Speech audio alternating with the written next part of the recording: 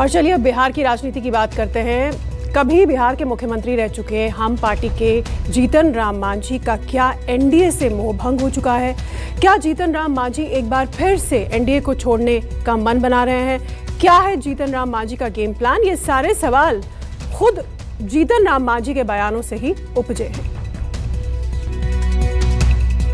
बिहार में 2016 से ही शराबबंदी कानून लागू है। जीतन राम मांझी नीतीश सरकार के साथ गठबंधन में मुख्यमंत्री लगातार शराबबंदी कानून की समीक्षा कर रहे हैं, तो दूसरी तरफ मांझी कह रहे हैं कि शराबबंदी कानून गलत है, थोड़ा थोड़ा पीने की आजादी मिलनी ही चाहिए। साथ ही मांझी ये भी कह रहे हैं कि शराबबंदी कानून में जेल केवल गरीबों को ही हो रही है, बड़े लोग रोज शराब पी रहे हैं। प्राय स्ट्रीट से बनती है और स्ट्रीट के नाम पर भी कोई ले जाएगा तो उसको पकड़ के जेल भेज दीजिएगा, तो होम्योपैथी की दवा कैसे चलेगी? कोर्ट ने भी कहा है, मेडिकल साइंस भी कहता है, लिमिट एक्शन में अगर दारू का सेवन किया जाए तो कोई घाटा नहीं है।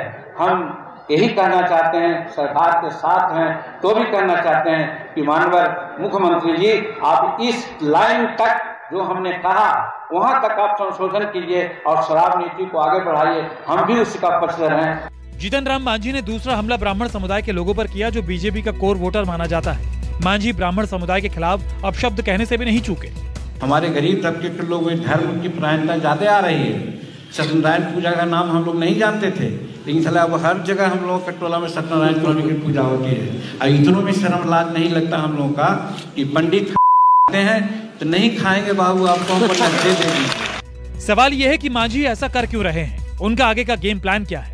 हर कोई जानता है कि मांझी नीतीश सरकार में शामिल होने से पहले खुद के लिए 2 मंत्री पद की इच्छा रखते थे, लेकिन मिला केवल 1। इधर मांझी अपने समाज को भी रिझाना चाहते हैं, तो लगे हाथ अपने बयानों से आरजेडी अध्यक्ष लालू यादव को भी खुश करना चाहते हैं। मांझी के बयानों से जेडीयू सख्ते में है, बीजेपी गुस्से से लाल है, तो वहीं आरजेडी नेताओं के साथ आरएलजेपी के राष्ट्रीय अध्यक्ष और सांसद चिराग पासवान भी कह रहे हैं कि मांझी को ब्राह्मणों के खिलाफ अपशब्द के लिए माफी मांगनी चाहिए। उस सिस्टम को जरूर हम ब्लेम करते हैं, उस सिस्टम के खिलाफ जरूर हम हैं, लेकिन किसी जात के खिलाफ नहीं है, किसी व्यक्ति के खिलाफ नहीं है। इसलिए वैसा स्टेटमेंट कहीं से भी उचित किसी का भी हो नहीं। आप उनके मालिक हैं क्या कि हमारे मुसहर भाइयों को इस प्रकार से आप बोलेंगे, इस प्रकार से बेइज्जत करेंगे?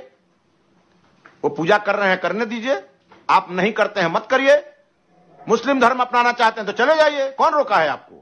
एक ब्राह्मण जाति को वो गाली गलौज की भाषा से अपमानित कर रहे हैं, ये कभी भी माफ नहीं किया जा सकता है। पूजा के बारे में इस तरीके से कहना या जो पूजा करवाते हैं उनके बारे में इस तरीके से गाली सूचक शब्दों का इस्तेमाल करना, मुझे लगता है ये गलत है। मांझी के रुख से सियासी पंडित भी हैरान हैं। सब मांझी के अगले कदम की बाट जो रहे हैं।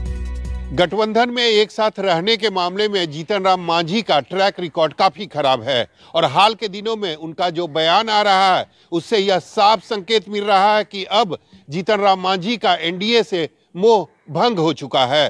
कैमरामैन ऋषि के साथ सौरभ कुमार, पटना, न्यूज़ 24।